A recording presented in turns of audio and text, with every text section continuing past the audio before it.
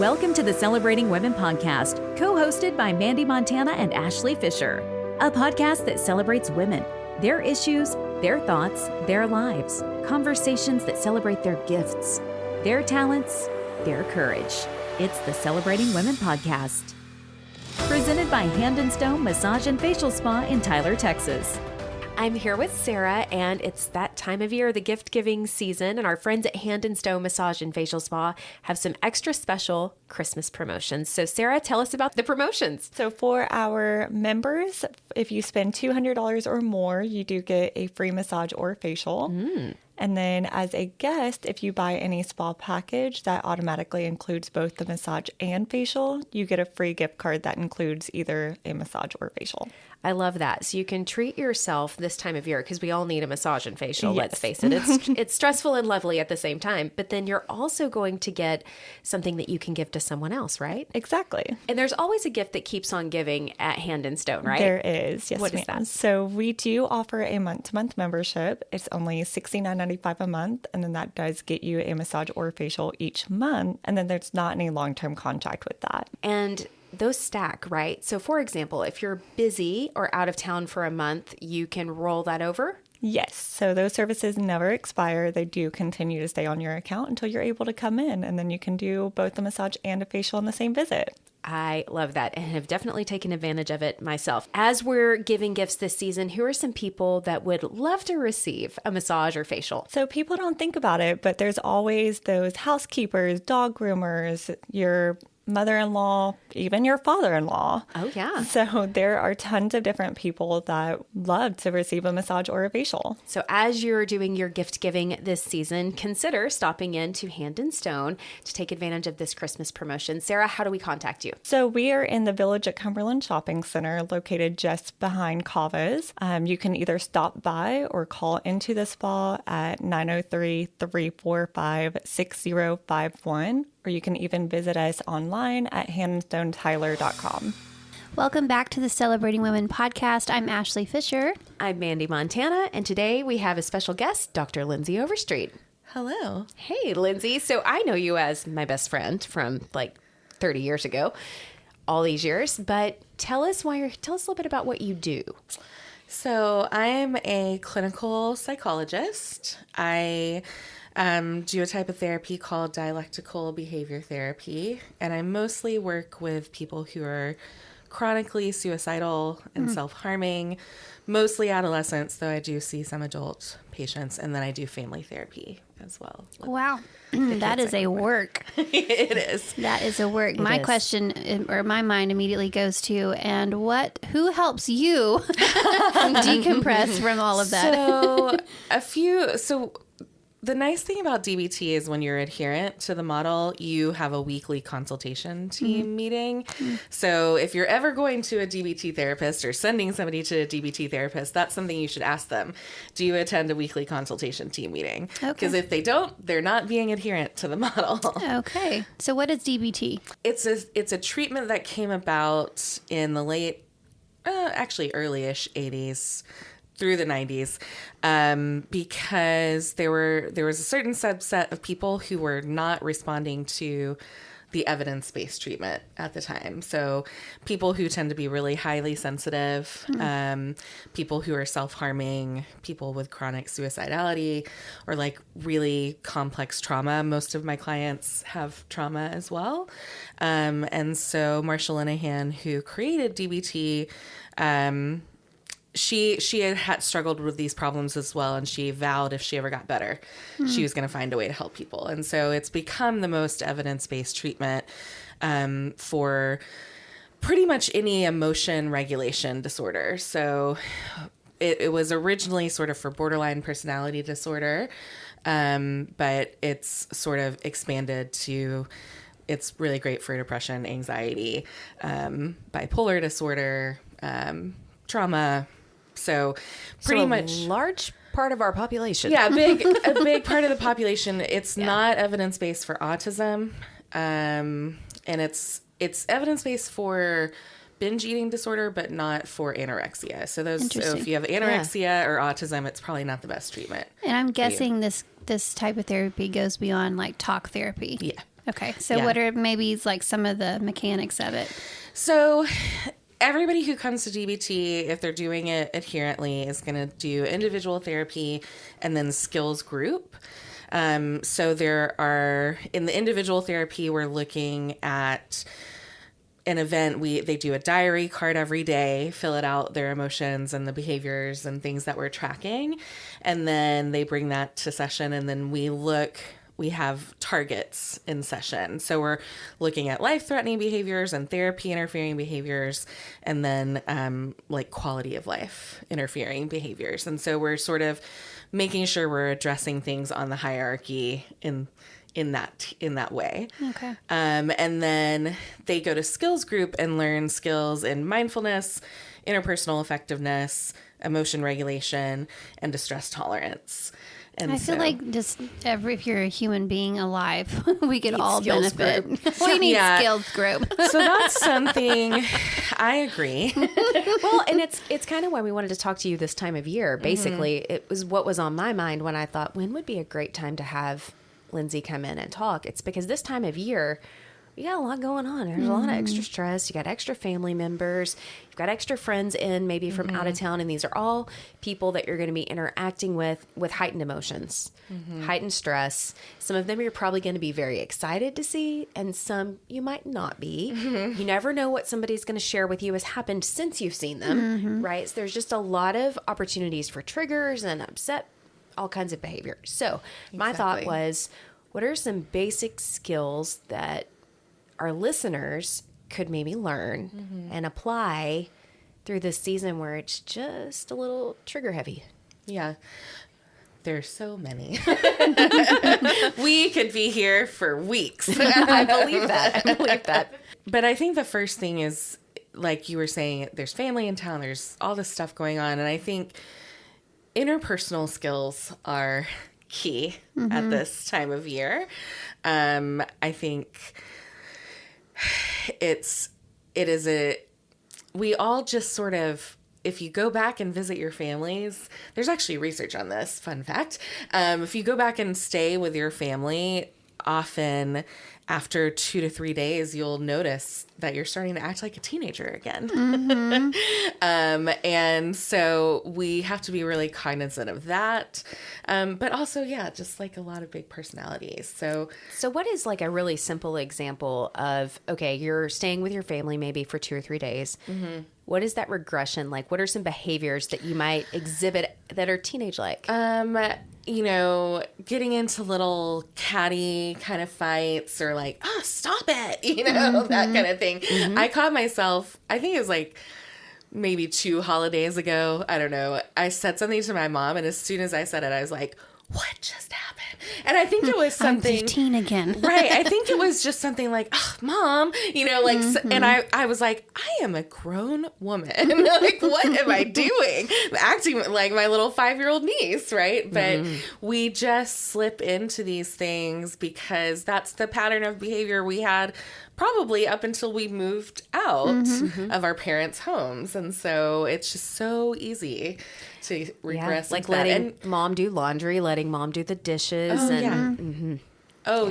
Yes. Really Those kinds of normal things. things to happen whenever you go home. Yeah. I think that comes to, at least for me, I find it for myself. Like, I get around, like yesterday, we went and had dinner at my parents' house for Thanksgiving. That's when we're recording this, day after Thanksgiving. And I instantly find myself, even though I am 35, I have 3 children and a husband, I've been married for a good long while, I want to be the kid.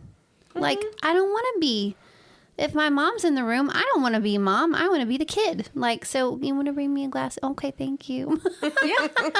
Yeah. And it can kind of devolve from there if we don't, if we're not cognizant If we're not of it. aware. So that actually sort of brings us maybe not to an interpersonal skill, but to just being mindful. And so that's a huge piece of, actually, in our skills groups, we teach mindfulness every other module. So we'll teach mindfulness, then let's say distress tolerance, then we go back to mindfulness. Then, because mindfulness is really at the core of everything. If you don't have awareness, it's really hard to control your behavior. And so what I tell the kids I work with, and adults, but mostly kids I work with, is that, you know, mindfulness is the skill that gives you a choice in how you're going to behave. You may not have a choice in how you feel. We feel what we feel. But if you're mindful, you have a choice in how you're going to act. It just sort of cuts the cord between feeling and acting. Okay. Which is very helpful. It's like practicing the pause. That's that moment of mindfulness where you have an awareness and you go, oh, okay. I'm going to stop acting like a teenager and I'm going to be an adult in this moment. Yes. And actually, it's funny you say that. So I do lead some adult groups, and I was teaching an adult group just a couple days ago, something called the stop skill. And I said, you know, this could be really helpful for you guys if you're seeing relatives this weekend or, you know, what have you. And it's an acronym. Almost everything in DBT is an acronym. Marshall Linehan loves some acronyms. So, but it stands for stop, take a step back, observe. And that observe piece is be mindful, notice what's going on inside and outside of you, right? And then we're going to proceed mindfully. We're going to be aware of what we say and do so that we make decisions that make us keep our self-respect. Yeah. I feel like you could do a whole podcast episode on the stop skill. I mean, you could. I mean, because that, you know, that acronym, it's so sweet and like just, you know, cute, but it's like that takes so much energy. It does. And awareness to be able to do, because really like just that like observe piece, learning, like my chest is feeling heavy right now. I'm like, oh, I think I'm feeling frustrated and angry, and okay, so I'm going to observe that and I'm going to proceed this way, as opposed to, oh my God, why did I just react that way? And it's because I missed those first 3 steps. Right. Do we have time for a short story? Yeah. Always. I was in a moment of conflict with my spouse, which happens from time to time because we're humans. And if anybody's ever done a home project with a spouse or even just another human, you can imagine how these happen. So I was hanging a curtain rod and I wasn't doing it quite the way he wanted to. And he, in my opinion, overreacted. He had a bit of a reaction. So I overreacted to his overreaction. And then when I realized what I had done, I was like, okay, I could climb back up on this ladder and I could pick up this power drill and I could power through this moment. Or I could set down the power drill. I could go for a walk and I could calm down, and then I could come back to this with a clear head and maybe not put extra holes in the wall that I would have put in had I continued to use the power drill. And so it was like, knowing Lindsey, I have the benefit, for her being my friend, of us talking through some of these things from time to time. She's not my therapist, but we talk through some skills occasionally. And I'm learning to do things like that where, I mean, I really could have messed my wall up because I was really unhappy with the way we both reacted. This is not just him. This was a two-way street. I thought, man, this is a bad decision. I'm going to climb down. And I just left everything where it was. And I walked for about 45 minutes. And when I came back, he had left to go somewhere else. And I hung the curtain rod and it's still up. Believe it or not, it didn't fall. Good job. I know. You're so handy. But I did it with a calm mind, right? See, but I think that's such a good illustration, because if you go to, had you not set the drill down and gone for your walk, then you might have made your wall look like Swiss cheese, and the curtain rod would have fallen out. And that's what happens. And then there would have been more overreactions, right? Exactly. Right. But that's what happens with our relationships and our interactions with people when we don't stop and go take the walk.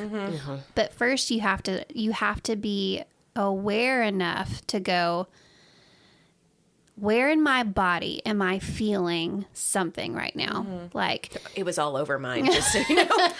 It was everywhere. it was the steam coming out of the ears. This is the cartoon character. Yeah. I was but there. you know, like, because I'm somebody who, that's a skill that I'm just learning now as an adult. I've gone through life just being kind of blind. Like, if you ask me how I felt, I mean, I had to start with a very easy list of happy emotions, sad emotions to go, oh, this one, and now I'm like, I'm feeling that in my chest. Like I can name it a little bit better. But that's a skill. And like we have to, especially around the holidays, I feel like we're in this age too where mental health is garnering so much like push, and like it's more talked about than it ever has been before. And with that is an awareness of people are gaining more of an awareness of how they were raised in some ways, like the weak points and the things that kind of traumatize them. So then you have a people who are aware. My parents did the very best they could, and they really messed me up in this area, and I'm about to go stay with them for 2 or 3 days. And all of that stuff that gets brought up. So what do you say to the person who is in the room with the people who they love, but who traumatize them?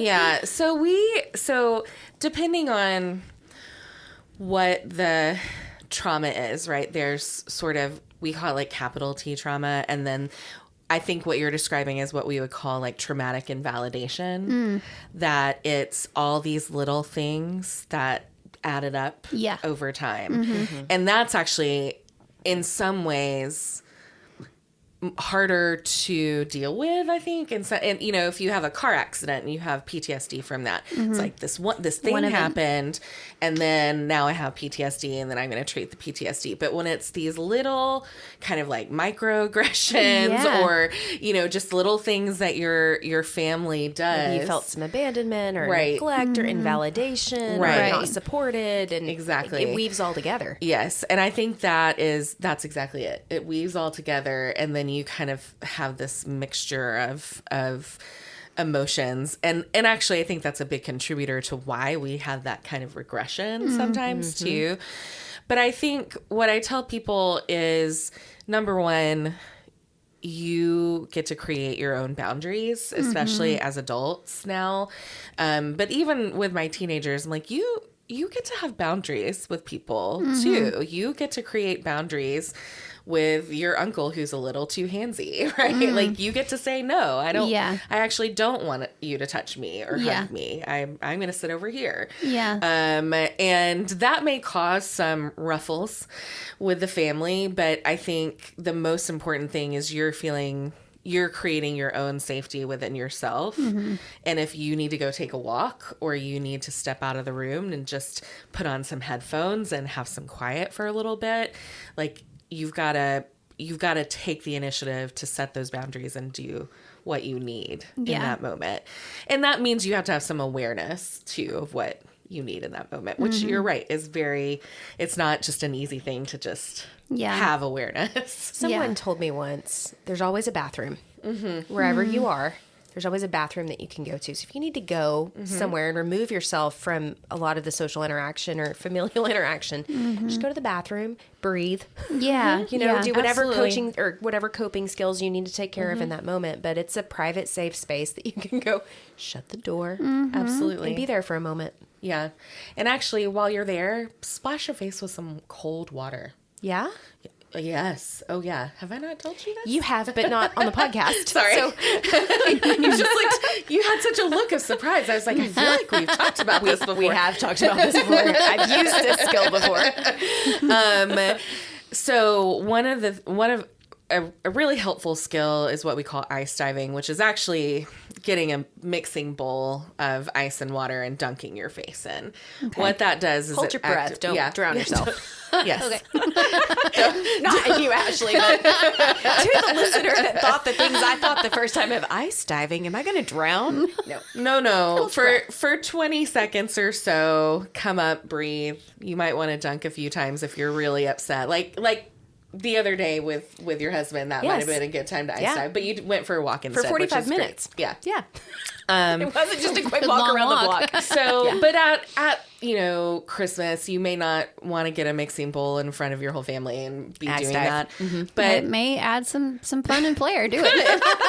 Let's all ice dive. but the way that works is it activates the vagal nerve and kicks in your what's called your parasympathetic nervous system, which is that rest and digest side of things. And so it slows your heart rate down, it slows your breathing down, and it stops your thoughts actually for a few moments. Not forever, but for a few moments, it will stop your thoughts, stop your emotions, slow your heart rate, slow your breathing. And so that gives you that pause that maybe you couldn't seem to give yourself. Is that why they give us a cold towel after yoga when they put us in Shavasana? Oh, maybe. I've never thought about that. Because when you're in hot yoga, or even not so hot, but you're laying there in Shavasana, oftentimes they'll give you a cold towel and they have you lay it across your head or across your eyes, and it does help you calm down and like not be in your thoughts. Yeah. Because you're supposed to just sort of be mindful and lay there and let your body absorb all the things that you just experienced. Yeah. But your mind can sometimes be running a million miles an hour if Yeah. Yeah. for me. Yeah. That's an interesting, I haven't ever really thought about that, but It makes sense, though. certainly lowering your body temperature just generally helps like Calm you down? calm everything down. So like sleeping cool. That's why people recommend that. Yes. Yeah. Okay. And so in a holiday situation, you may not have ice to dunk your face in, right? But splashing your face with some cold water, putting some cold water on the back of your neck or on your wrists, like trying to get kind of pressure points to kind of cool yourself down, literally, can also emotionally cool you down. Well, and that's something you can do. Like, I'm just thinking, how casually can you go grab a couple of ice cubes and just kind of have them? Oh, that's true. As you're talking, and it doesn't have to be this, let me disrupt the whole room right now. It doesn't have to be dramatic. No. But, like, I think too, again, giving people permission to take ownership of these moments, that you are not a victim to the holiday dinner, right? That you actually have the ability and the autonomy to go in and structure this in a way that's healthiest for you, and set those boundaries. And even if that means saying, hey, we're going to come, we're going to eat, we're going to love on y'all, and then we're going to go. We're not going to do the 2-hour hangout after or whatever. Yeah. It also seems like something really simple you could do with a child that's acting up, like to take them to the bathroom and grab a washcloth and just put cold water on it and just gently just put it on their face. I mean, not like on their forehead, on the back of their, I'm like, not the whole washcloth, like suffocate them. That's not what I meant. Although that's what I might do to myself, is just lay a cold one across my whole face and just breathe for a moment. Yeah.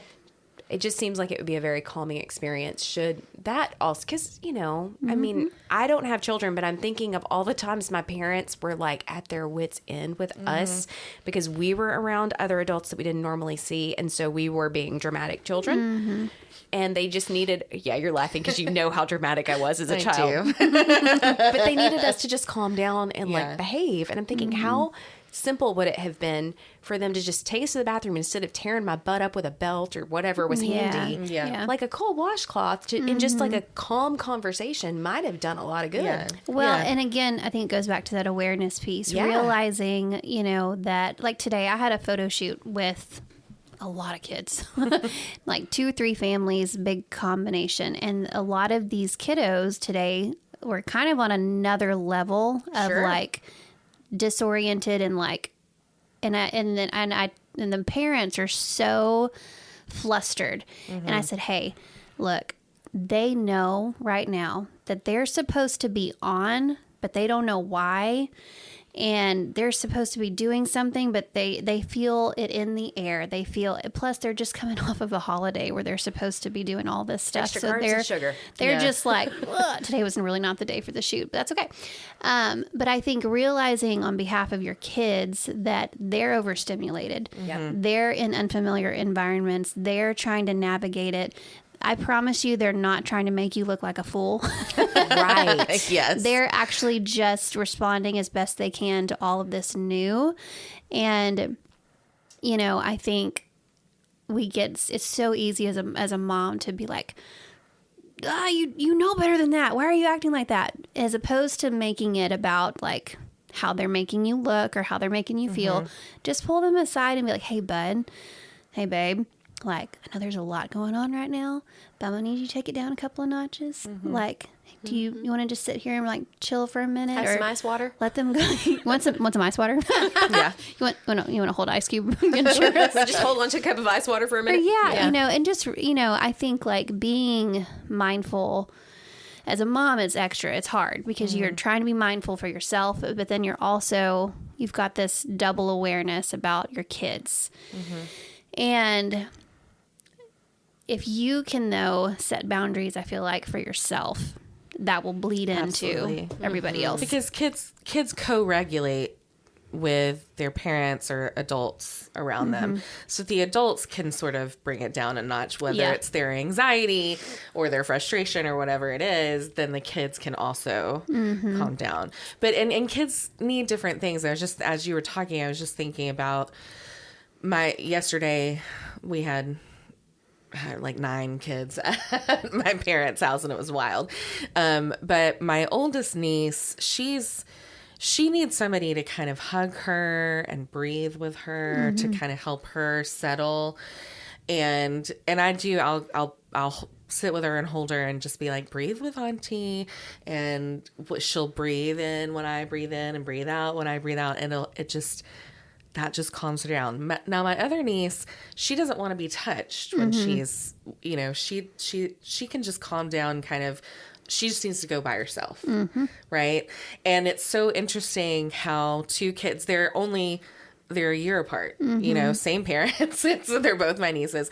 But they need different things. And parents and aunties and uncles and all those people, right, need to be mindful of how kids respond as well.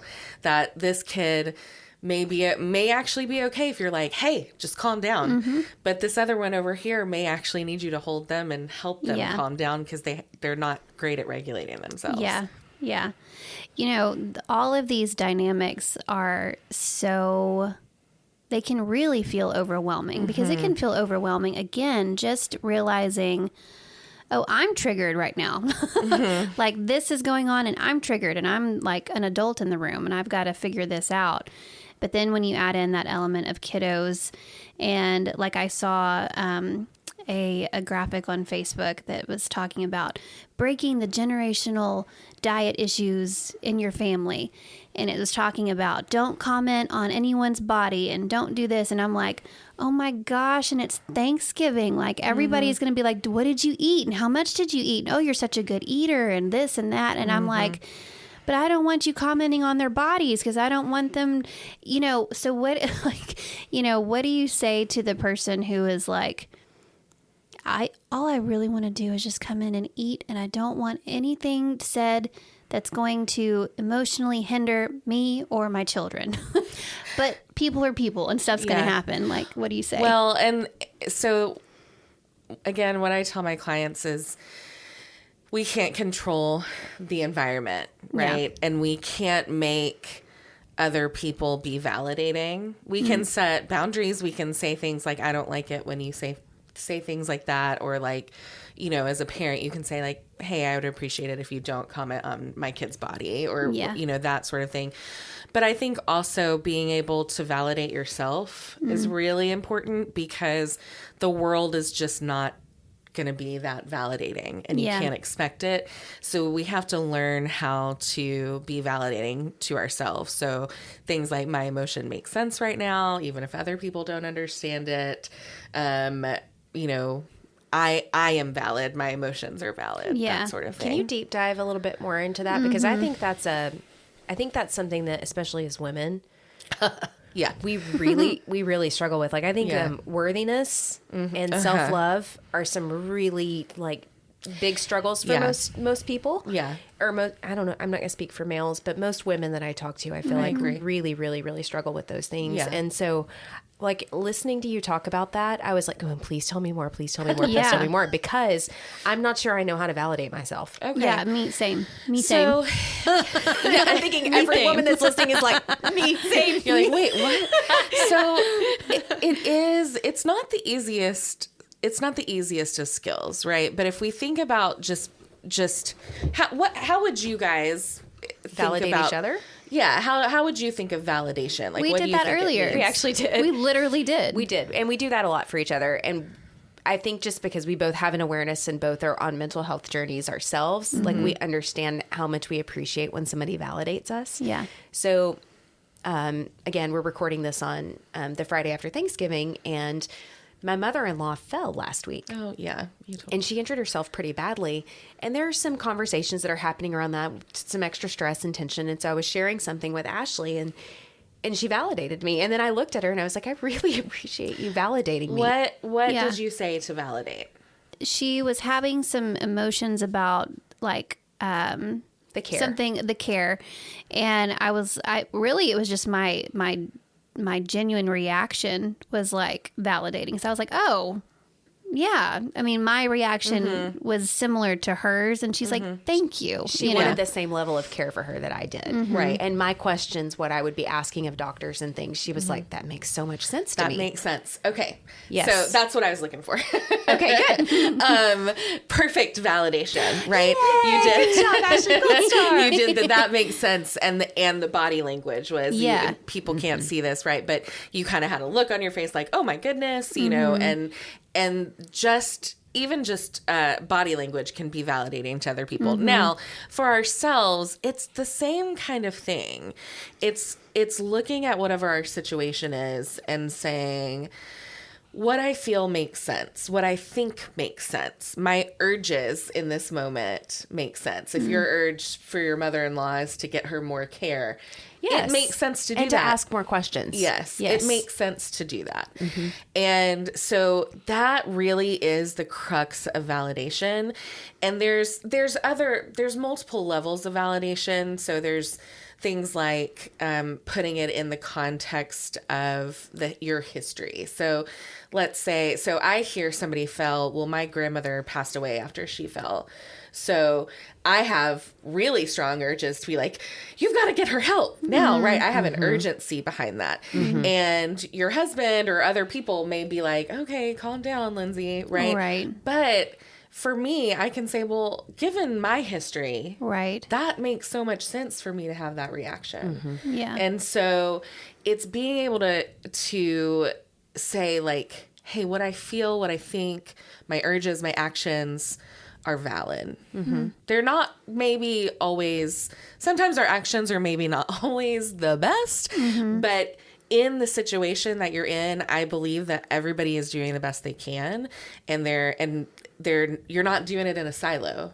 You're doing it with a whole history of your life behind you. Yeah. And so to be able to say, hey, this all just makes sense. And I feel what I feel. And other people can say I'm overreacting, but I feel this. And that's okay. Yeah. And what does that do, like that self-validation? What does that do, like chemically, and like what does that do for you? Like on a more than just because I think Like a physiological. Yeah, Is that where because you're I going? think sometimes we feel like, okay, we're just going to like pat ourselves on the hand. But like, no, I think it does something deeper. So I don't want to quote something that's not research based. So I'm just going to give that caveat. My belief, and I don't have the brain studies to back this up, right? But I think that it probably reduces some cortisol in your Yeah, body, that that would make stress sense. hormone, Yeah. right? So it would reduce cortisol, and also if you're really dysregulated, you're kind of in your fight or flight or like threat mode, right?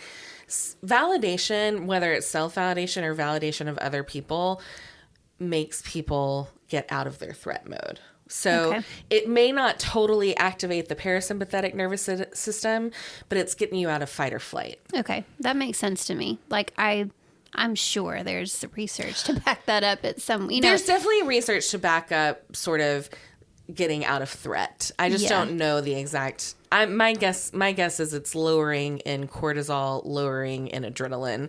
If I had to, Yeah. that's my educated guess. Yeah. But I'm just thinking because like I had a situation where, like with holiday stuff and all the extra family that's around, The people that I've kind of had on my heart are the ones that, like me, were in a situation, in a room where they would really love an apology from someone.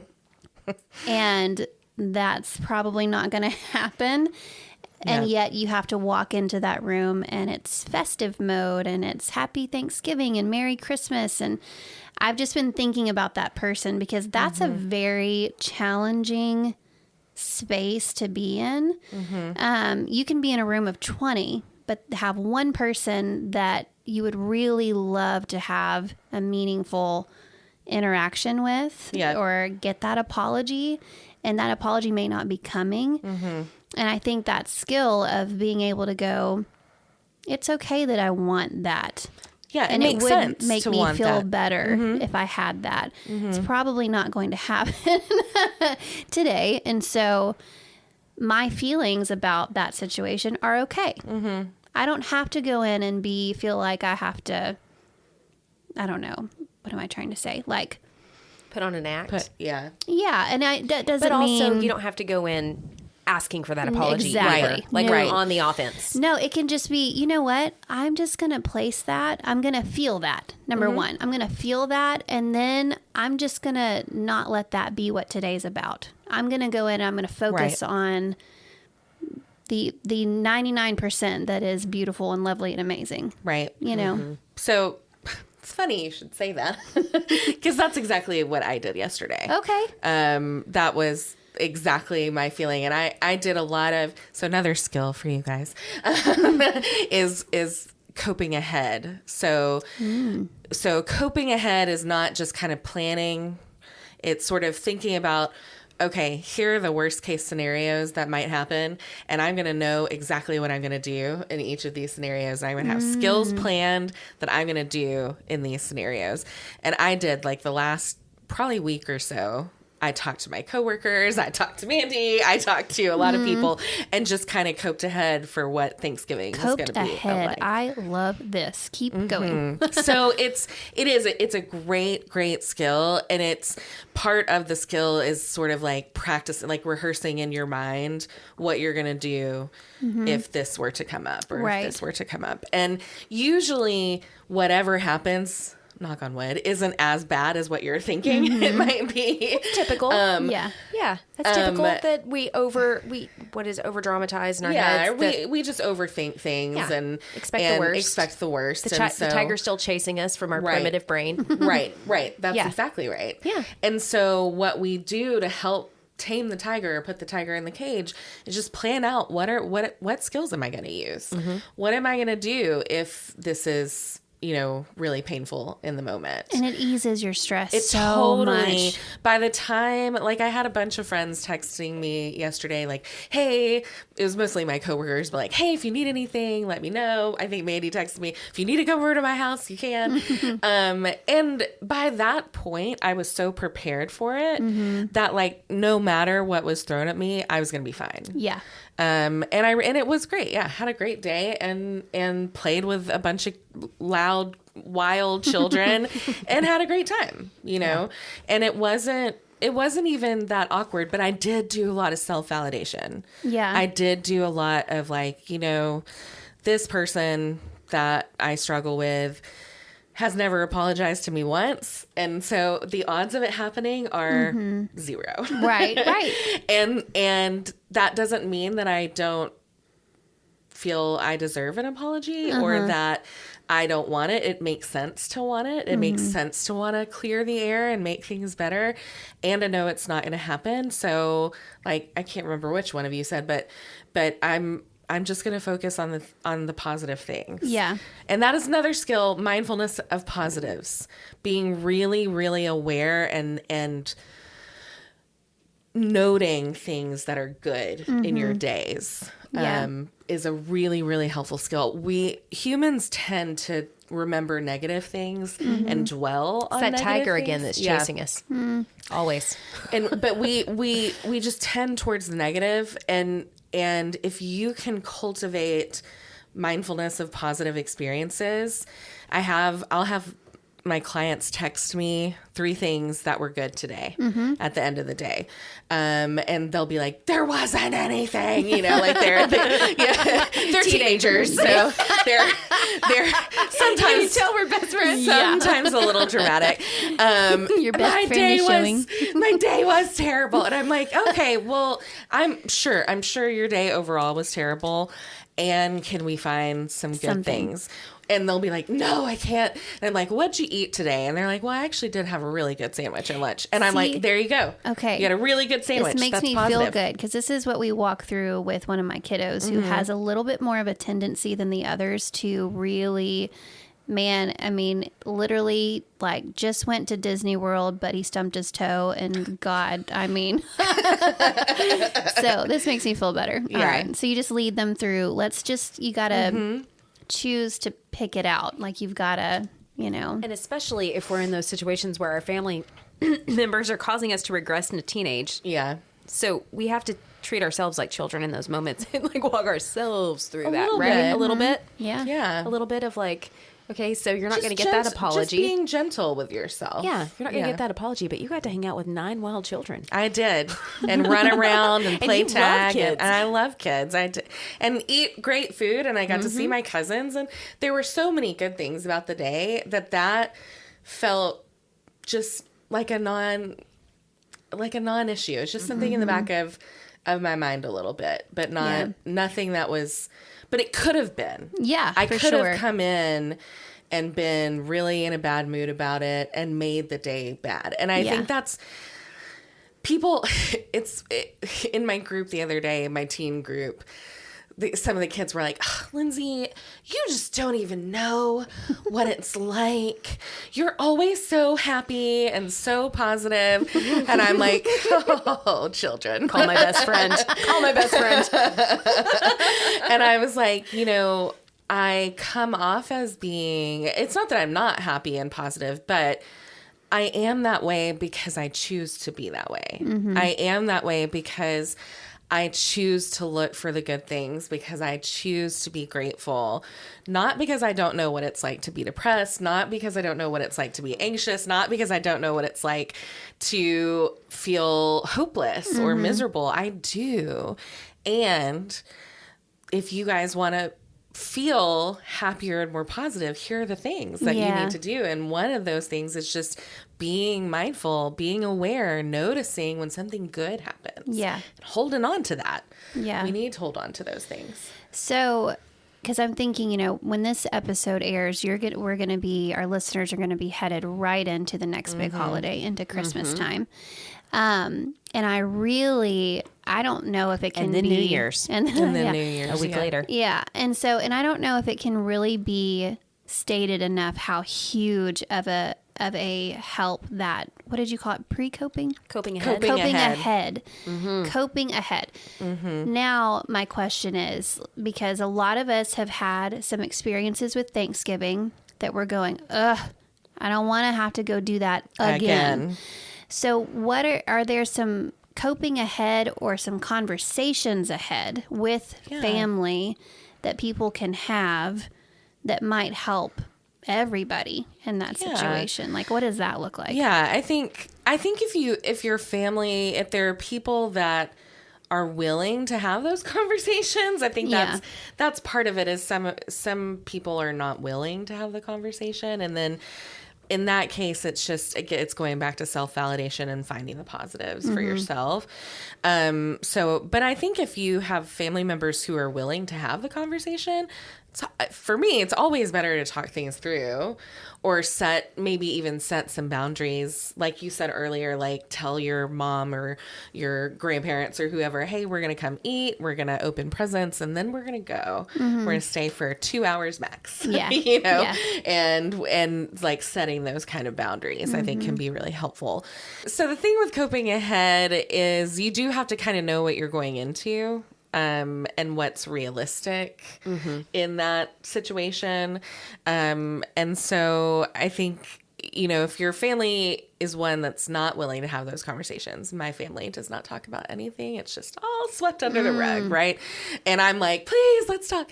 I'm like desperate to have these conversations with my family, but they don't. And so part of my cope ahead for that is another skill that we call radical acceptance of just like, this is what it's going to be. These are who my family members are.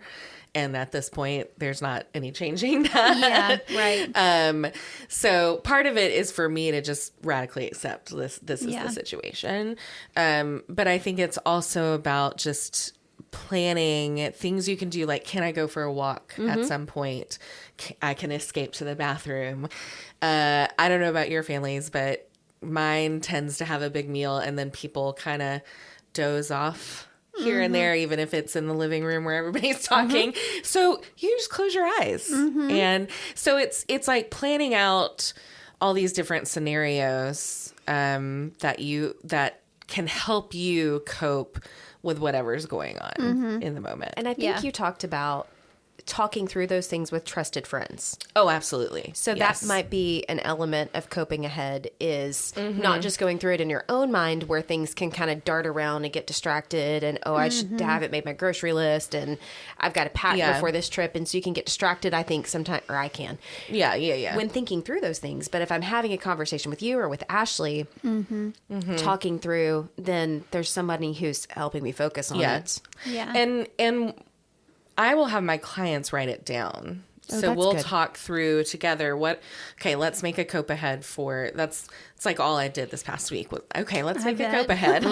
Let's make a cope ahead. And we would talk through it and brainstorm ideas together and write them down. So then they were walking away with something written down that they can not just rehearse in their mind, but it's on paper for them to look at in case they need it.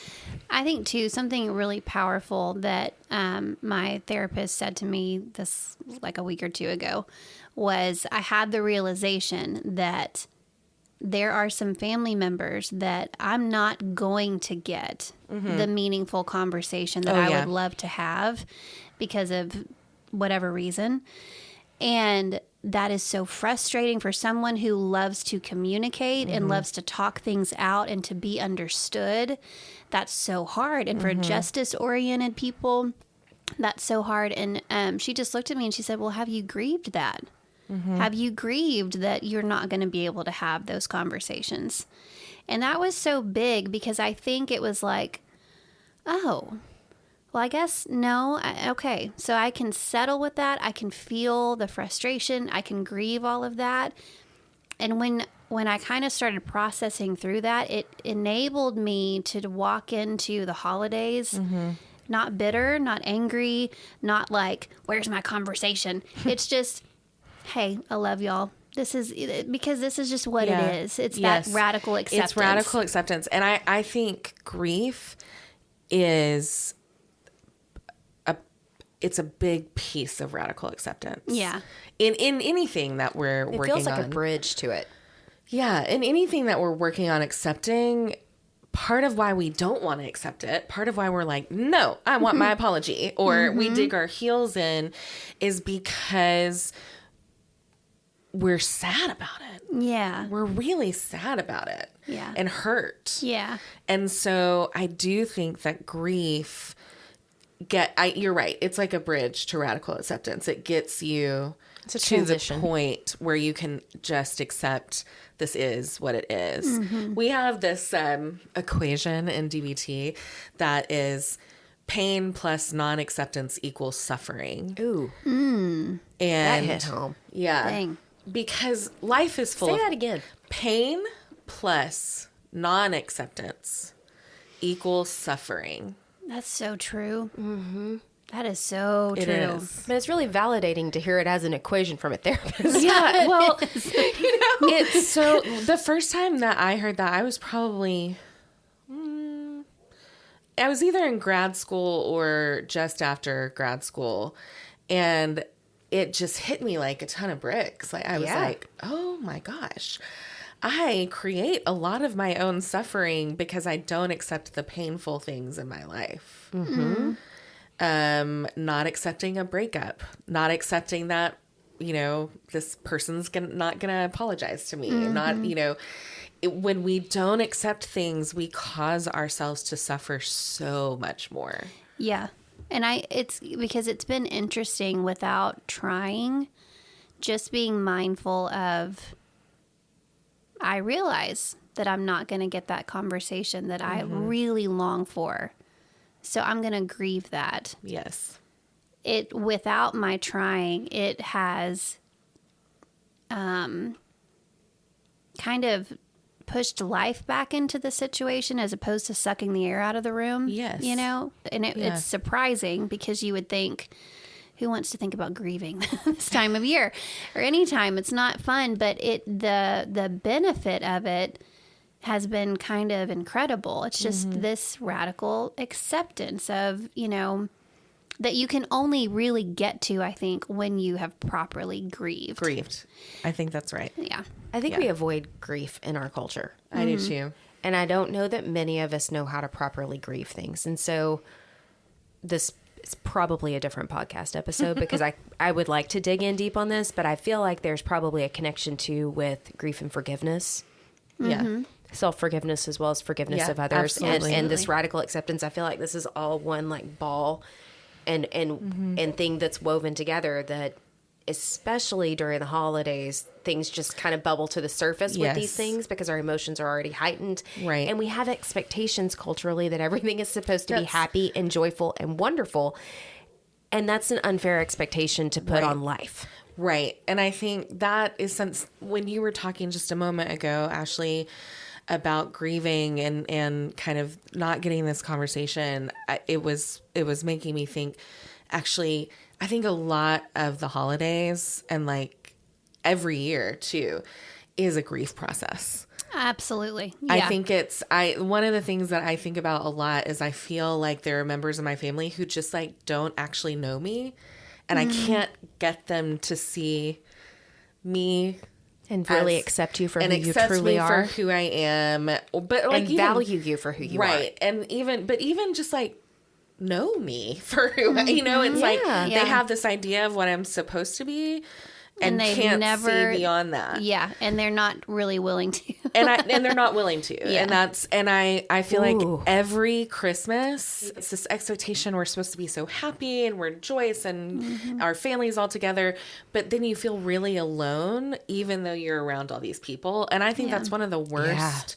Like one of the most difficult feelings to navigate. Almost the worst lonely in a way. Yeah. Yes. Yeah. And I, again, though, realizing like, in certain situations, like, okay, I have been kind of placed in this role in this person's mind. Mm-hmm. And that's really that's just the role that I'm going to play in their mind, even though that's not me. Yeah. Yeah.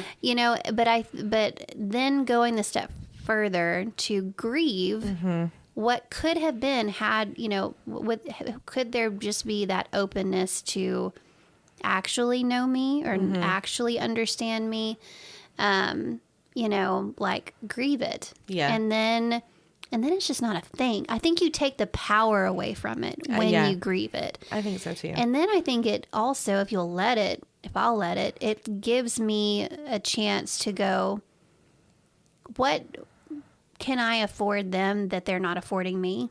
Like, I may not get it, but doggone it, I'm going to give it to you. Can I give them some grace? Yeah. Can I fill their need even if they're not willing to fill mine? Is there a role that I placed them in that I've been immovable on that maybe I need to shift my thinking and go, you're more than that too, even though you piss me off. Yes. I have a skill for this, you guys. Okay. Okay. I knew you would. It was one that I even wrote down. I was like, I should talk about this skill on the podcast. But so we have a skill. It's actually only in the teen book, and I don't know why it's not in the adult book because it should be. But as far as I'm concerned, but it's called the think skill. And again, it's an acronym because because Marsha loves acronyms. So the T again is for think, and it's think about think about things from the other person's perspective. So putting yourself in the other person's shoes. Have empathy is the H. So not just sympathy where we might be pitying them or this or that, but actually feeling empathy for them where it's really like you feel what they feel and you're like, oh, wow, this is what they deal with is also difficult, or what their lives, their experience in the world is different from mine, and it's challenging in different ways than mine is, right? The I is, I think, the most important thing and the thing that everybody gets tripped up on. The I is interpretations. We tend, especially with family members, we tend to make a lot of interpretations about people's behavior and their words and what they mean that are unhelpful for anybody. and very possibly just flat out not accurate. Often not accurate, right? Good example of this. I had a client text me yesterday, I think you're mad at me. Are you mad at me? And I was like, it's Thanksgiving. Like, why would I be mad at you? I am now because you messaged me on Thanksgiving. No. I was like, what? I was like, where's this interpretation, right? Because I talk about this. Where is this coming from? And she said, well, in your last message, which by the way said, I hope you have a great week. You didn't put an emoji at the end. Oh, bless. And I said, I was in between sessions when I sent that to you. So I just was quickly doing it. And she goes, oh, okay. Well, I thought that meant you were mad at me. And I was like, so how could you have used the skill, right, to think of maybe some other interpretations? Like maybe I was in a rush, but also just notice what I said, which is I hope you have a great week. Yeah. That's a nice message. And right? how often have I been sarcastic with you? I know, right. Yeah. Never. Right.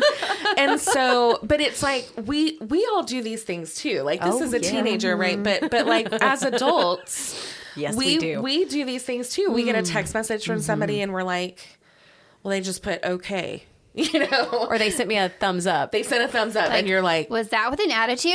Right. Was that thumbs up meant to be a middle finger?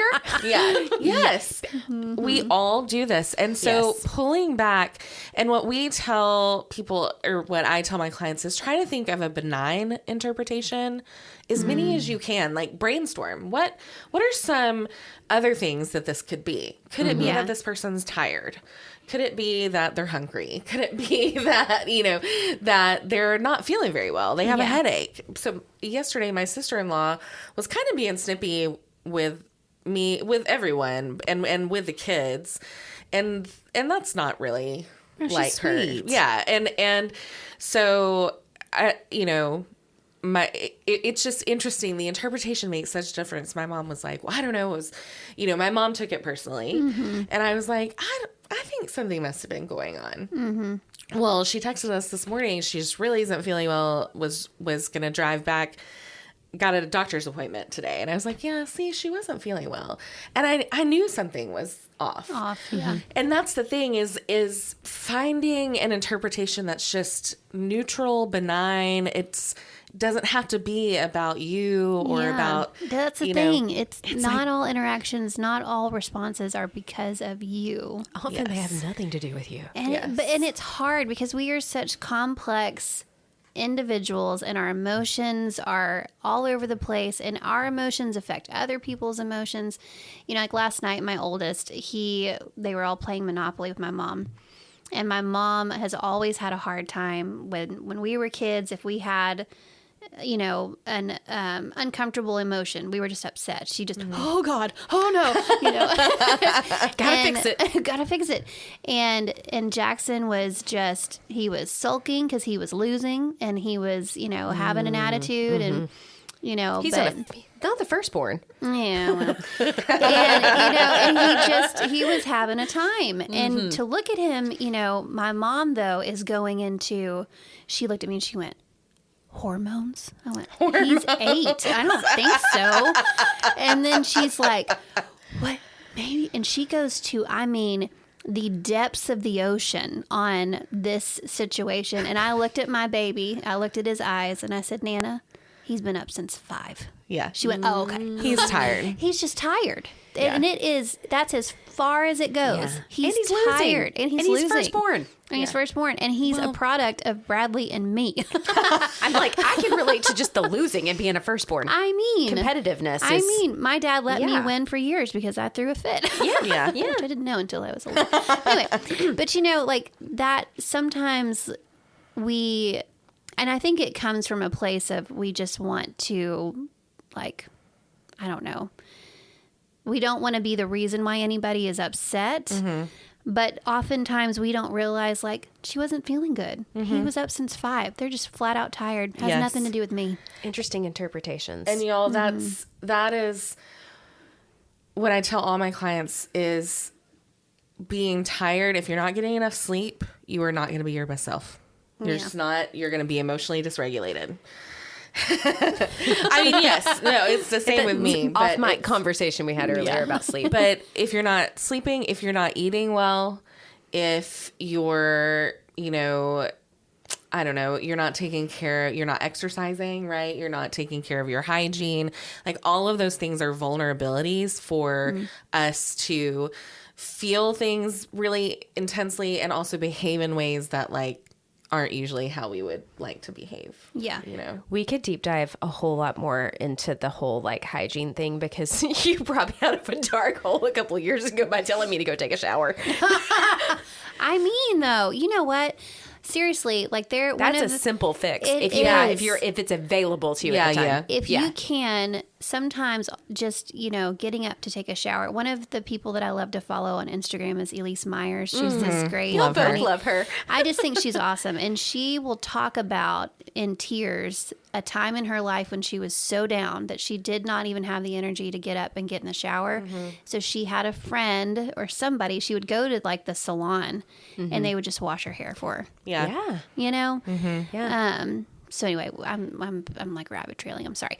So the THI. Yes. Oh yes. So the N is again, it's notice, similar to the observe, right? Mm-hmm. So noticing what's going on inside of you, what judgments are you having, what noticing. I don't want to. Interpretations and noticing judgments. Ooh. And also notice what's going on outside of you. Notice how other people, what's pressure are people under, what's going on with them. Like it comes back to that sort of having empathy and putting yourself in their shoes, right? Like it's, in some ways this skill is all like, just be empathic.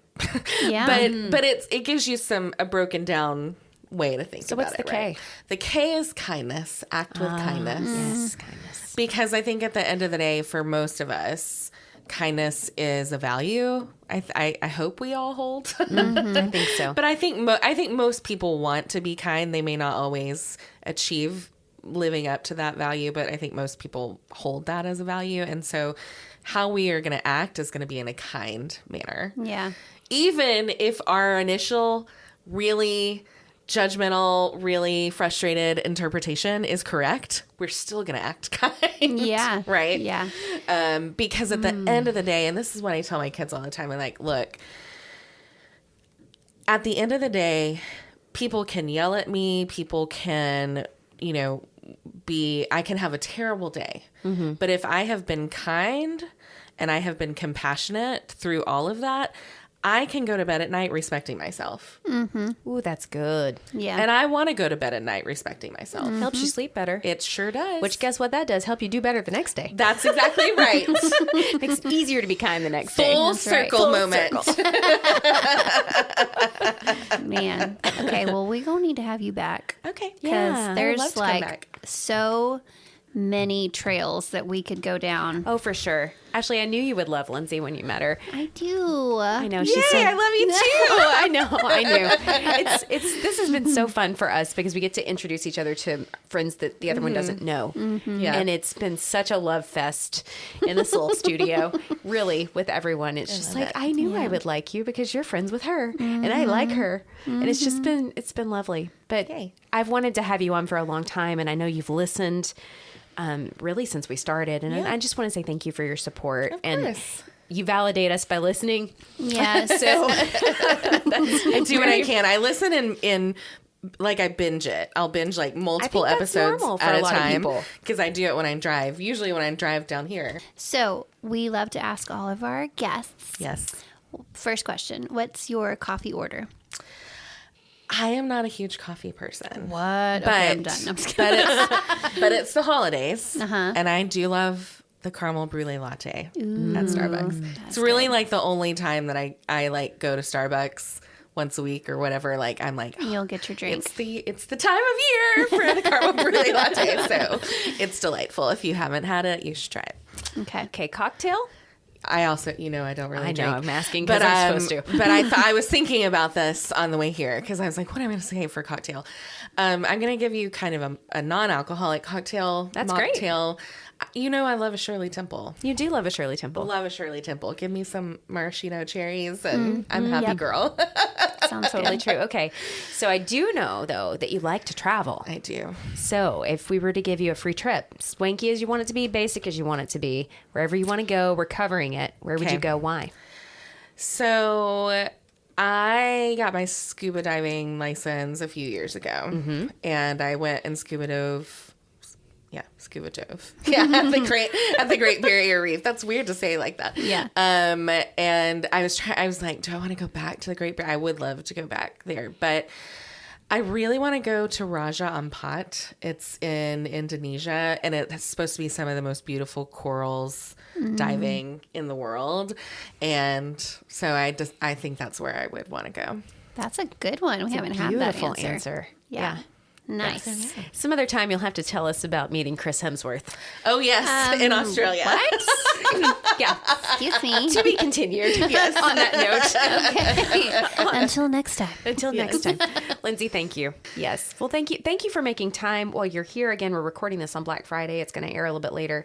Thanks for making time to be in person while you could. Yeah, I would I'm really glad we did this in person. I would really love to have you remote if you're not able to make the drive in the future, Yeah. because I do think that we could have some really important conversations, Yeah. the three of us, about some things that would be helpful and validating for people who listen. I would love that. Thank you. Yeah, thank you. The Celebrating Women podcast wants to hear from you. Email us a voice message to celebratingwomenpodcast@gmail.com. We would love to hear your story or the story of an incredible woman you know. Become part of the conversation on social media. Facebook.com/celebratingwomenpodcast. On Instagram, search Celebrating Women Podcast. The Celebrating Women podcast has been presented by Hand and Stone Massage and Facial Spa in Tyler, Texas. Book your appointment today. Stop by the spa in Cumberland Shopping Center or online at handandstonetyler.com. The Celebrating Women podcast is created and hosted by Mandee Montana and Ashley Fisher. Support the show for as little as $3 per month at celebratingwomenpodcast.buzzsprout.com or visit our show notes. Thank you for listening, and don't forget to subscribe to the Celebrating Women podcast.